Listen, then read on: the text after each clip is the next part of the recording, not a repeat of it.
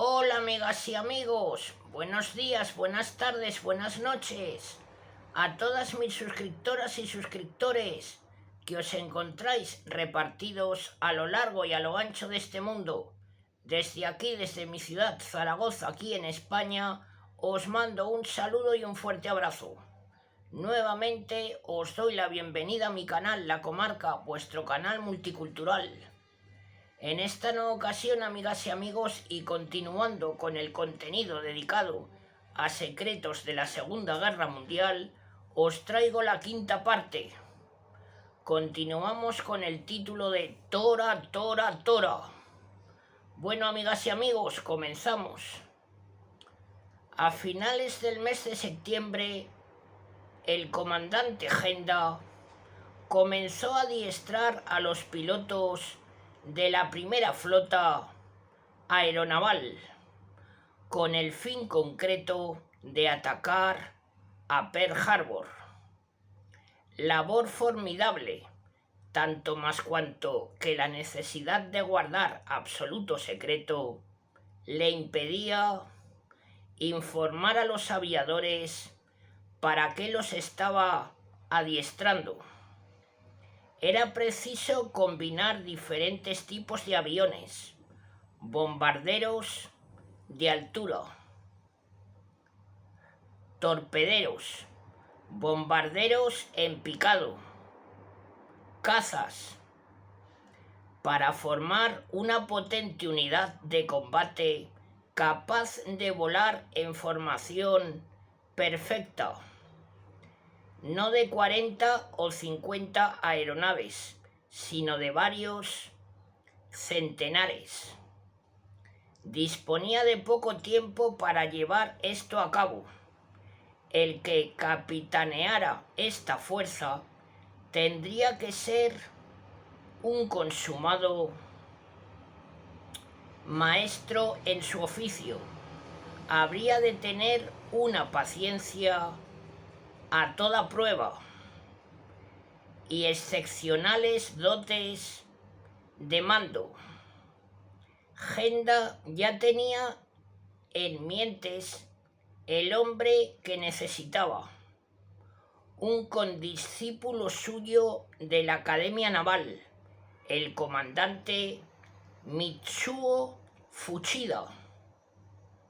A los 39 años, Fuchida era todavía piloto activo. Genda ya no lo era. Veterano de la guerra de China, con más de 3.000 horas de vuelo. Manejaba su avión como si formara parte de él y tenía fama de ser el oficial más laborioso de la marina japonesa. Cuando Genda le informó del plan de Pearl Harbor, Fuchida se entregó a él en cuerpo y alma. Mientras tanto, el gobierno japonés había iniciado, en el mes de septiembre, negociaciones con él, con el fin de obtener que el gobierno de los Estados Unidos aliviara un poco el embargo sobre su flota mercante. Después de varias semanas de discusión entre el embajador Kichisaburo Nomura y el secretario de Estado Cordell Hull, se convino en que salieran 3 buques de pasajeros del Japón para Hawái y los Estados Unidos, con tal de que no llevaran carga. El gobierno de Washington hizo esta concesión de buena fe, creyendo que con ello se suavizaría la tirantez existente. El Japón se apresuró a sacar provecho de esta situación. Si el enemigo deja la puerta abierta, hay que entrar por ella a toda prisa, escribió Sun Tzu, clásico estratega chino, muy admirado por los japoneses. Los Estados Unidos habían dejado la puerta entreabierta en Hawái y los japoneses se colaron por ella de rondón a fin de hacer un último espionaje. El Tatuta Maru, el primero de los 3 barcos que salieron del Japón, entró en Honolulu el día 23 del mes de octubre, al poco tiempo de haber atracado. El cónsul general Kita subió a bordo y recibió de manos del capitán un sobre cerrado. Procedía del Estado Mayor Naval, que le pedía, entre otras cosas, un mapa detallado de todas las instalaciones militares de Oahu. Una misión especial llegaría muy pronto a recogerlo y a conferenciar sobre otros asuntos de vital importancia. Integraban dicha misión el subcomandante Suguro Suzuki, autoridad en todo lo relacionado con la Fuerza Aérea Norteamericana del Pacífico, y el subcomandante Toshihide Maejima, experto en submarinos. Iban a hacer una estimación personal de la situación en Pearl Harbor para informar luego de viva voz al Estado Mayor de la Marina. Después de tocar en Hawái, el Tatuta Maru continuó su viaje hacia los Estados Unidos. El segundo barco japonés autorizado, el Taiyo Maru, llevaba a bordo a Suzuki y a Maejima y se anunció que iba destinado a Hawái únicamente. En Tokio, un vocero del gobierno explicó a los curiosos corresponsales extranjeros que esto se debía a una sencilla conveniencia de itinerarios. El Taiyo Maru zarpó de Yokohama el día 22 del mes de octubre. En la lista de pasajeros no estaba el nombre de Suzuki ni el de Maejima. El primero figuraba como ayudante del comisario y el segundo como médico de a bordo. Apenas perdió de vista la costa, el barco viró hacia el norte y tomó la ruta septentrional que debía seguir la flota de ataque a Pearl Harbor. Durante todo el viaje, los 2 oficiales, relevándose uno a otro, escudriñaron día y noche el horizonte.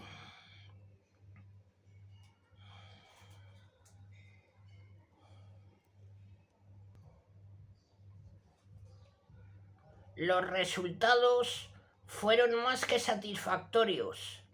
No avistaron ni un solo barco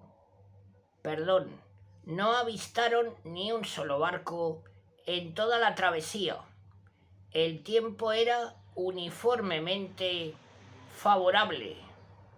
El cielo estaba plomizo y había suficiente bruma para formar una delgada cortina protectora.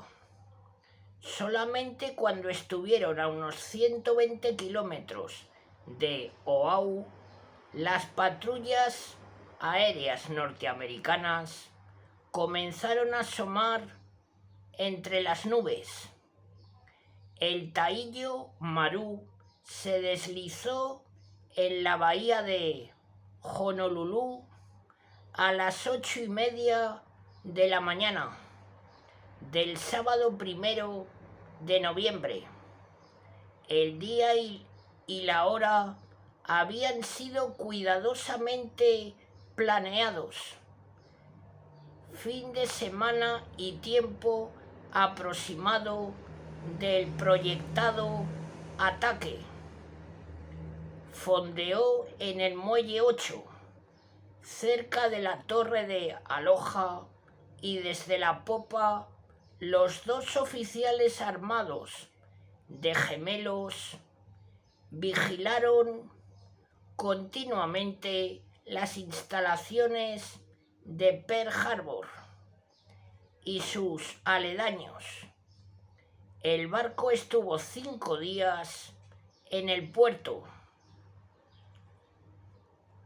durante los cuales Suzuki y Maejima permanecieron a bordo.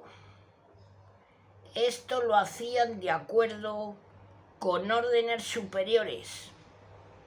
El Estado Mayor no quería que fuesen vistos, ni muchos menos interrogados por funcionarios norteamericanos. No querían despertar la menor sospecha. El cónsul general Kita los visitó 3 veces, acompañado de empleados del consulado que lo ayudaron a llevar materiales al barco o a sacarlos de él. En esta forma, en caso de que se efectuara un registro, nada comprometedor le hallarían encima. Si sorprendían a algún subalterno violando los reglamentos, sería cosa que se podría explicar en alguna forma. Kita no permitió que el gran espía Yoshikawa se acercase siquiera al barco, no fuera que el FBI le estuviera siguiendo la pista. En cambio, Suzuki entregó al cónsul un largo cuestionario que debía llenar Yoshikawa. Entre otras cosas, el Estado Mayor Naval quería saber si Oahu estaba alerta. ¿Se lanzarían los norteamericanos a la guerra inmediatamente, o los hallarían dormidos? Las respuestas de Yoshikawa fueron favorables. El espía entregó a Kita el mapa detallado, el cuestionario lleno, añadió otros informes, y uno de los empleados del consulado subió muy campante por la escalerilla del barco, con su preciosa carga envuelta en un periódico local. Todos los comprometidos exhalaron un suspiro de alivio cuando la diligencia quedó cumplida sin novedad. El Taillo Maru volvió a hacerse a la mar rumbo al Japón el día 5 del mes de noviembre. Los pasajeros que tomó a bordo fueron sometidos al más severo registro de aduana en los muelles de Honolulu. No se encontró contrabando en sus equipajes ni en sus personas. El ritmo de los preparativos iba ya increscendo.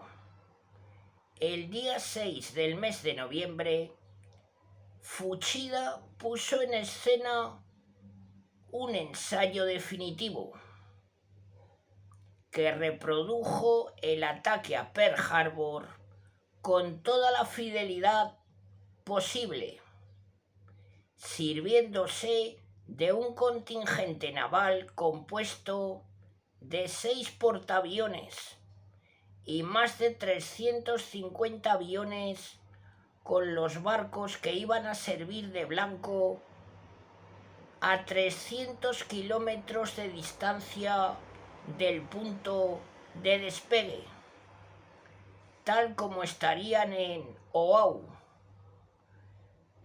Tomáronse minuciosas medidas de seguridad para ocultar al pueblo japonés la salida de la flota de ataque. Diose a los marinos uniformes tanto de invierno como de verano para que no hubiese indicio de que iban al norte. Para hacer menos conspicua la salida de tantos aviones, se ordenó a las unidades aéreas cercanas a hacer vuelos extraordinarios sobre sus bases y sobre los pueblos circunvecinos, de modo que no se notara la súbita ausencia de aviones. Se autorizó a todos los barcos costeros a conceder permisos de salida a sus tripulaciones, con el objeto de que se vieran muchos marineros en las calles. La flota misma debía viajar con la radio en completo silencio para disimular el volumen de radiocomunicaciones desde el Japón, que necesariamente debía aumentar una vez que la armada se pusiera en camino. Hacía ya varias semanas que la Marina venía aumentando los despachos radiados, de modo que no se notara su aumento repentino. Todo debería dar la impresión de que las cosas seguían su curso normal. El día 17 del mes de noviembre, por la tarde, Yamamoto y su plana mayor abordaron el Akagi, anclado entonces en la bahía de Saeki, para desear buena suerte a los altos jefes de la escuadra.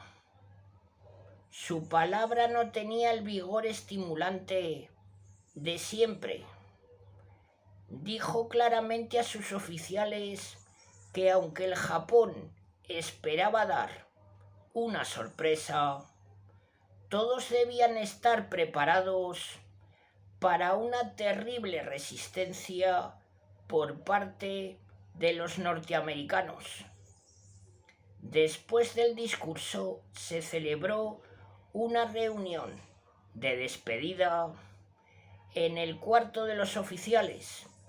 Aunque el ambiente era serio, lleno de dignidad, quizá un tanto pesado, Yamamoto descubrió sus verdaderos sentimientos durante este intermedio. Estoy seguro de que la operación será todo un éxito, dijo, contraviniendo la inveterada costumbre de que el almirante en jefe solo debía expresar esperanza en el buen resultado de una misión venidera.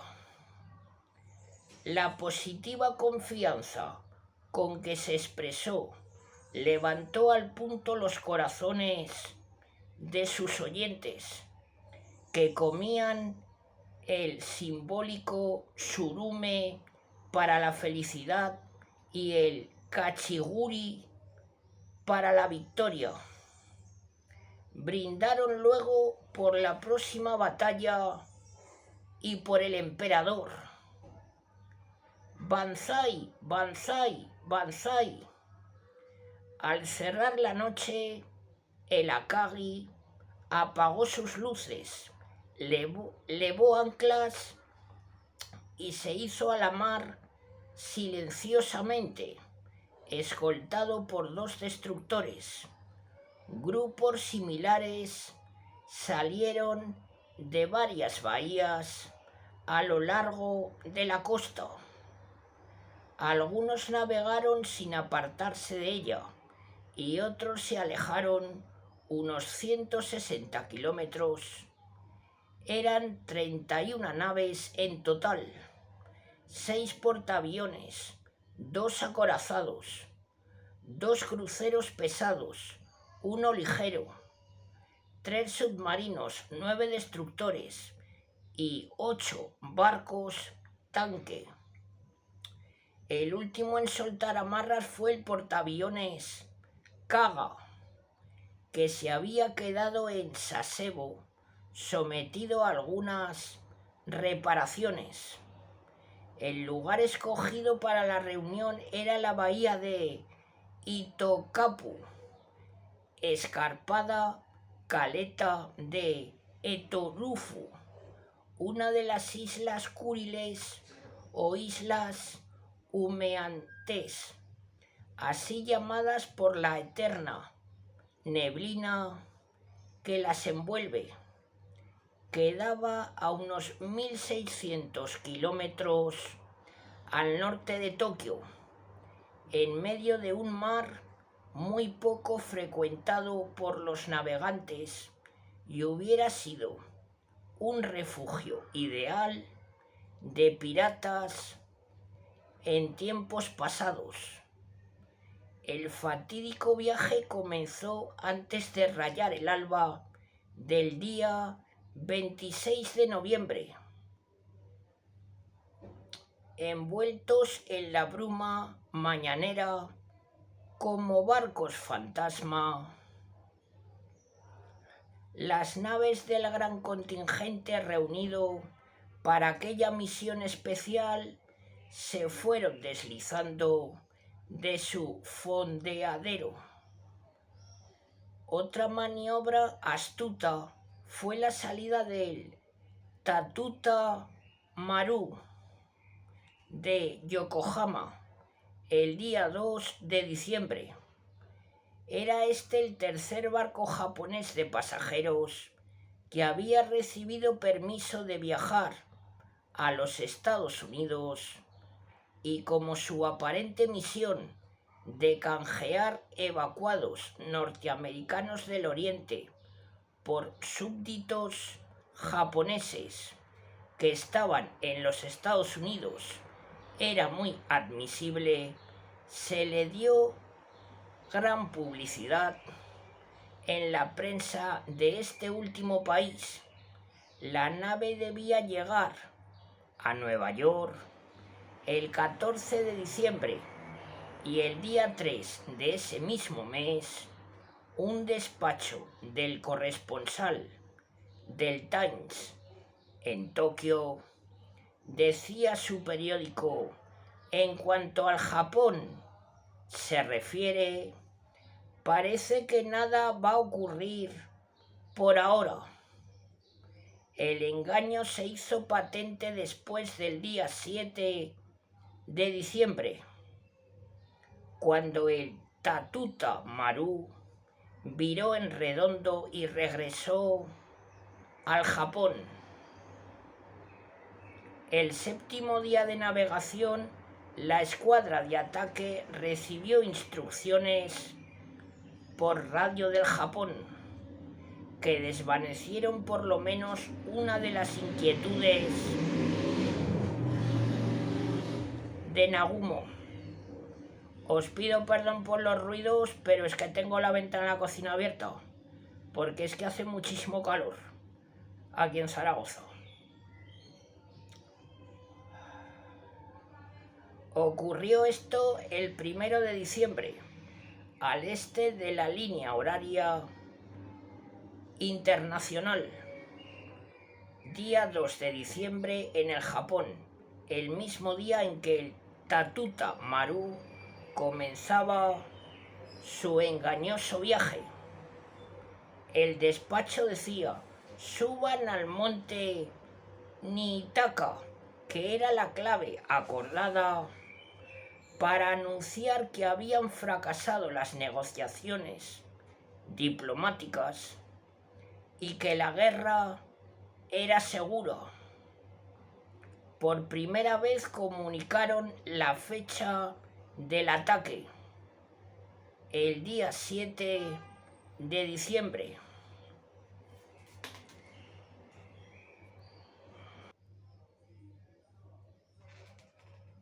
La flota acababa de salir de las aguas peligrosas que bordean por el norte la base norteamericana de Midway, en cuyo trayecto había aumentado la tensión nerviosa debido a la inminente posibilidad de ser descubierta por algún barco o avión norteamericano. Milagrosamente había escapado de esa amenaza y ahora todo el mundo a bordo se preparaba al combate con tranquilidad y alegría contenida. Entretanto, el embajador Nomura y el enviado especial Kurusu recibían instrucciones de continuar las conversaciones de paz en Washington. El día 6 de diciembre todos los barcos llenaron hasta rebosar sus depósitos de combustible y los aljibes, con excepción de 3 que ya habían regresado, se despacharon a un lugar donde se reunirían con las demás unidades después del ataque. A eso del mediodía, las tripulaciones se congregaron sobre cubierta para escuchar la lectura del edicto de guerra del emperador, que fue seguido por este mensaje de Yamamoto: la suerte del imperio depende de esta sola batalla. Espero que cada uno de ustedes ponga todo su empeño. En el Japón, toda la jerarquía naval tenía fijos los ojos en Pearl Harbor. Hawái, tú caerás en la trampa como una rata, escribió en su diario el almirante Matome Ugaki, jefe de Estado Mayor de Yamamoto. Disfruta de tu sueño de paz, siquiera un día más. Y enseguida, incapaz de contener la emoción, añadía: qué cosa tan impresionante es jugar así con el destino de una nación. A las 5:30 de la mañana, 2 hidroaviones de largo alcance, enviados adelante como batidores, fueron lanzados por sendas catapultas desde la cubierta de los cruceros pesados Chikuma y Tone.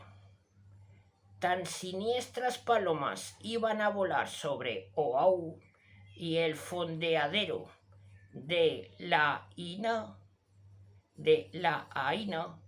a corta distancia de la isla de Maui, a fin de efectuar un reconocimiento de última hora sobre la flota norteamericana. Al ser descubiertos, pondrían sin duda sobre aviso al enemigo, pero este era un riesgo calculado que se justificaba por la necesidad de información. Poco después, palpitantes de emoción, las tripulaciones prepararon las pistas y se dispusieron a dar la señal de salida a la primera oleada de águilas niponas. Cada tripulante, antes de subir a su aparato, se ató sobre el casco de cuero su hachimaki, un pañuelo largo y angosto con el que se envolvían la cabeza los antiguos samuráis antes de entrar en batalla. Todo el lanzamiento se llevó a cabo con tranquilidad y rapidez. La primera ola estaba formada por 43 aviones de caza, 49 bombarderos de gran altura, 51 bombarderos en picado y 40 torpederos. Al cabo de 15 minutos de elevarse el primer avión, los 183 aparatos estaban en el aire. Era el lanzamiento más rápido jamás logrado. Sumando los aviones que saldrían en la segunda ola, intervendrían en el ataque 353 aviones. La Fuerza Aérea Naval más numerosa hasta entonces. El sol naciente del Japón imperial jamás se había encumbrado tanto en los cielos, y todos lo tenían muy presente. Sobre las cubiertas, la marinería, algunos con lágrimas en los ojos, aclamaba y despedía a los aviadores, batiendo las gorras en el aire hasta verlos desaparecer como puntitos en el horizonte, con el eco de los banzai todavía repercutiéndole en los oídos. Dirigióse al puente de mando del Akagi a esperar el primer mensaje que Fuchida debía enviarle cuando llegara sobre el objetivo. Desplegados a todo lo ancho del Pacífico, los comandantes de la segunda, tercera, cuarta y quinta flotas japonesas esperaban también ese mensaje que sería para ellos la señal de lanzarse al ataque en 12 frentes distintos, y en la patria distante lo aguardaba Yamamoto y lo esperaban con nerviosa aprensión los altos jefes del Estado Mayor de la Marina reunidos en el Club Naval de Tokio. ¿Conseguirían los atacantes caer por sorpresa a los norteamericanos? La primera información llegó cuando uno de los dos hidroaviones exploradores dio el parte de sus hallazgos a los atacantes. Los barcos de los Estados Unidos estaban todavía en Pearl Harbor. No había indicios de que estuvieran precavidos. Exactamente a las 7:49 crepitaron las ondas sonoras en los receptores con el mensaje de Fuchida, enviado desde los cielos de Hawái. To, to, to era la primera sílaba de la palabra japonesa carga y significaba que la primera ola estaba atacando en ese momento. Pocos minutos después, en otro despacho, Fuchida tranquilizaba a sus impacientes superiores de la Kagi y de Tokio con estas palabras: Tora, tora, tora. Tigre, tigre, tigre. Era la clave convenida para comunicarles la noticia de que se había producido una sorpresa completa. Bueno, amigos y amigas, hasta aquí este quinto vídeo sobre secretos de la Segunda Guerra Mundial. Muy pronto os traeré la continuación. Si os gusta este contenido, hacérmelo saber en los comentarios y con vuestros likes. Bueno, amigas y amigos, os mando un saludo a todas y a todos. Hasta muy pronto.